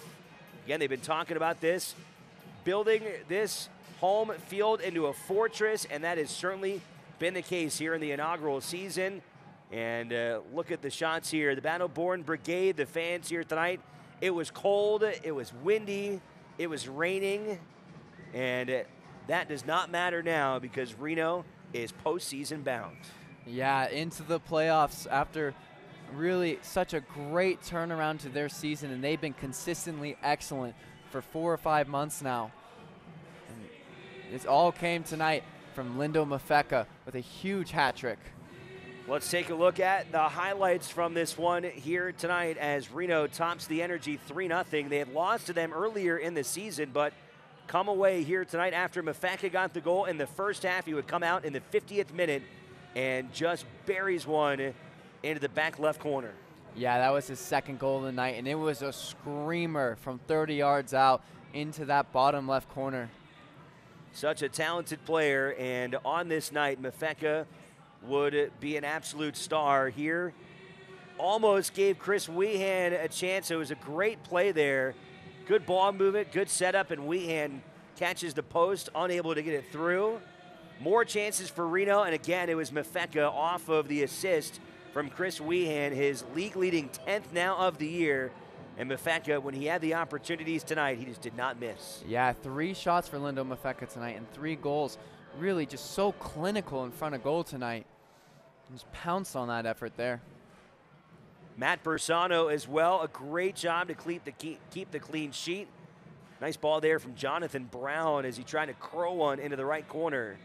But Bersano up to the challenge, swats it away, and he will preserve the clean sheet, his 9th of the year, and that will move him into a tie for second in the USL amongst goalkeepers. So all around, I mean, just a great performance. The defense had it. Bersano, it was outstanding in goal. And without Dane Kelly and without Ian Russell on the sideline, still, this team prevails. Yeah, this team prevails indeed. Great performance tonight without the star striker, without the head coach. And they'll be looking forward to Saturday, getting another 3 points as Portland Timbers come to town. Good time for Reno to be playing at home. They'll get their next 2 here in this building. Coming up on Saturday, the Portland Timbers 2 will make their second appearance to Greater Nevada Phil. Remember, it's a Portland team that has not been very good in the Western Conference, yet they were able to escape with a 1-1 draw earlier in the year back on July 22nd. I imagine Reno is intent on not letting that happen again. No, definitely not. And I think that was a case of Reno just not having their shooting boots on that night. There were about 30 shots that against Portland Timbers too when they came to town, but they just could not find the net. And the one goal they did have was Seth Kasipli's shot was wide and ended up being an own goal. So Portland Timbers next, then the big showdown a week from Saturday against the Real Monarchs SLC. Reno now 52 points, just 4 back of first place. They have moved into a tie for second with San Antonio, but because they have more wins now than San Antonio with 15 as opposed to 14, that will vault Reno into second place. And again, that is exactly where they would love to finish the year, get a chance to host not only 1, but maybe 2 or more home playoff games here at Greater Nevada Fields. Well, what a night. A record-breaking night. 3 goals for Reno 1868. That's now 63 on the season, and that is a new United Soccer League all-time record. And the team will have 4 more matches to add on to that. Want to thank our entire production crew for all their great work here tonight, especially our camera folks who suffered out there in the cold and wet conditions. But in the end, it is a historic and playoff clinching night here at Greater Nevada Fields. For our entire crew, for Colin Tabor, I'm Alex Margulies saying so long from downtown Reno. 1868, they're going to the postseason after a 3-0 win over OKC. Have a good night, everybody. This copyrighted telecast of the United Soccer League may not be retransmitted, rebroadcast, or reproduced without the express written consent from the United Soccer League.